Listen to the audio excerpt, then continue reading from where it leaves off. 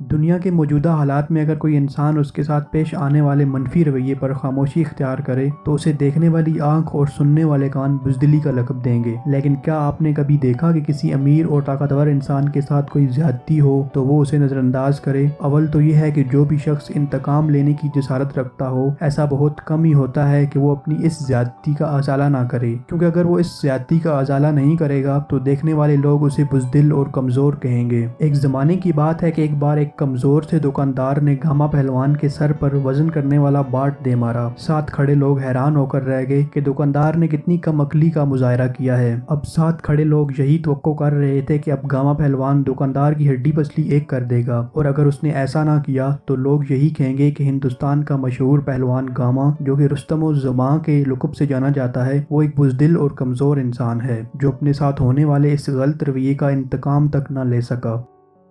اس دوران گاما پہلوان کا رد عمل بہت خوبصورت تھا۔ اس نے دکاندار سے بات تک نہ کی اور اپنے سر پر مفلر لپیٹا اور چپ چاپ گھر روانہ ہو گیا۔ پاس کھڑے لوگوں نے پہلوان سے اصرار کیا کہ وہ اپنے طاقتور ہونے کا ثبوت دے، لیکن گاما پہلوان کا جواب انتہائی خوبصورت تھا۔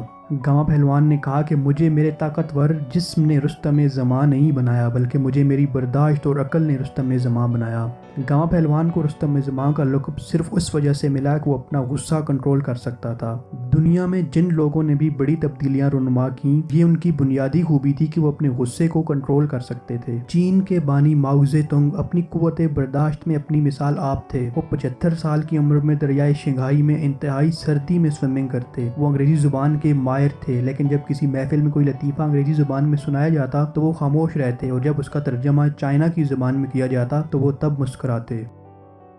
اسی طرح ایک دفعہ پہلے مغل بادشاہ ظہیر الدین بابر کو انتہا درجے کی خارش شروع ہو گئی، اور خارش اس قدر تھی کہ وہ جسم پر کوئی کپڑا نہیں پہن سکتے تھے۔ بابر کی اس بیماری کی خبر پھیلی تو ان کا دشمن شبانی ان کی عیادت کے لیے آیا، اور یہ بابر کے لیے ڈوب مرنے کا مقام تھا کہ وہ بیماری کی حالت میں اپنے دشمن کے سامنے جائے۔ چنانچہ بابر نے شاہی لباس پہنا اور آدھا دن شبانی خان کے سامنے بیٹھے رہے اور شدید خارش کے باوجود خارش نہ کی۔ اور ظہیر الدین بابر اپنے اس واقعے کو زندگی میں کئی بڑے مارکوں کے باوجود ایک بڑی کامیابی قرار دیتے ہیں، اور یہ کامیابی صرف قوت برداشت کی وجہ سے ممکن ہوئی۔ غصہ دنیا کی 90% پریشانیوں کی ماں ہے۔ اگر آپ نے اپنے غصے پر قابو پا لیا تو آپ نے 90% مسائل سے چھٹکارا حاصل کر لیا۔ اور یہ کہ بڑا انسان وہ نہیں جو اپنا غصہ دکھائے اور انتقام کی آگ میں جلے، بلکہ تاریخ یہ ثابت کرتی ہے کہ بڑا انسان وہ ہوتا ہے جس کی قوت برداشت زیادہ ہو، جس کو غصہ پر کنٹرول ہو۔ اگر آپ ایک بڑا انسان بننا چاہتے ہیں تو برداشت کرنا سیکھیں اور اپنے غصے پر قابو پائیں۔